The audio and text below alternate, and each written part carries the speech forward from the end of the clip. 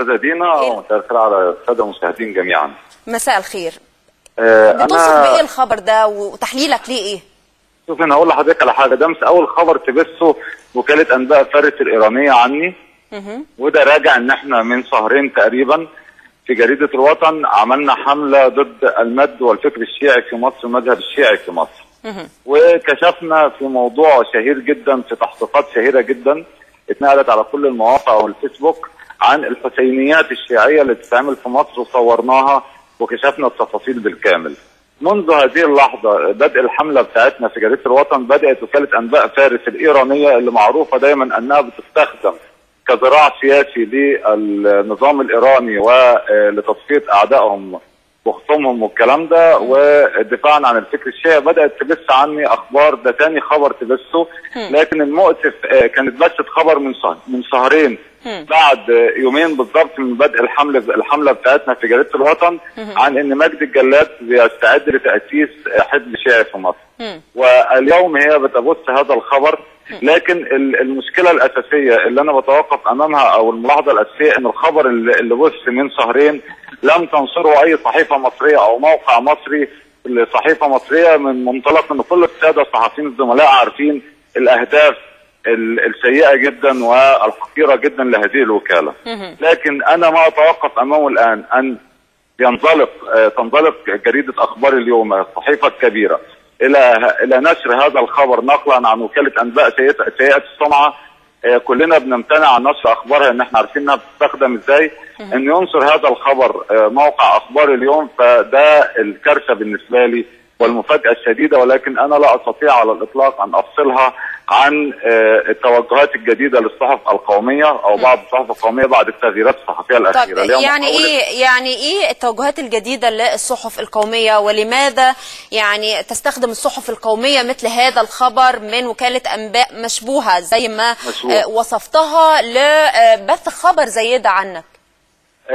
استاذه دينا، المعروف طبعا ان احنا اعتدنا وحضرتك كنت عارفه ده كلنا كاعلاميين في ظل النظام السابق ان احنا كنا بنستهدف بحملات تشهير وحملات اغتيال معنوي من الصحف القوميه وبعض الاقلام المنتميه للنظام لمحاوله التشكيك فينا وافقادنا مصداقيتنا لمجرد ان احنا معارضه او مستقلين.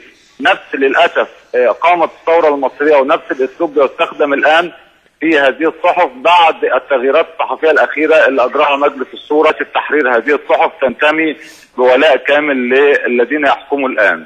واحنا كان لنا موقف من اسبوع اعتقد انه له علاقه بما نشرته الاخبار اليوم ان جريده الوطن نشرت مقال ممنوع شهير للكاتب والروائي الكبير الاستاذ يوسف القعيد.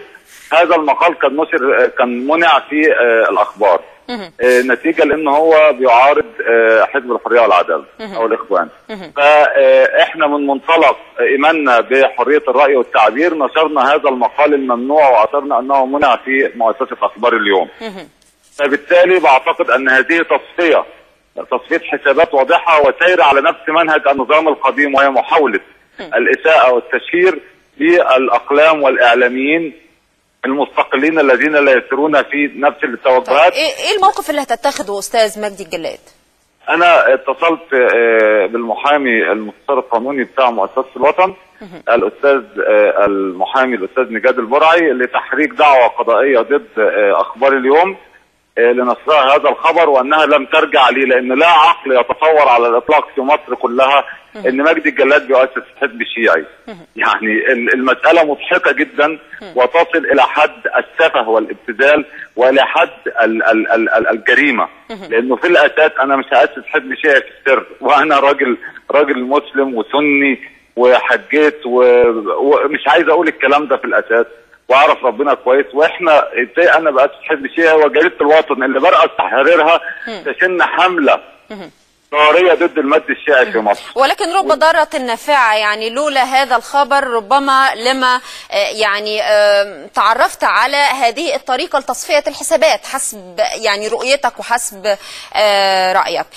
في كل بشكرك. ده كان بيحصل معانا يا استاذه لينا طول الوقت في ظل النظام السابق وانا متعود على كده، بس انا المره دي مستغرب جدا من هذا السذاجه، من هذه السذاجه وهذا الهبل في نشر خبر زي ده.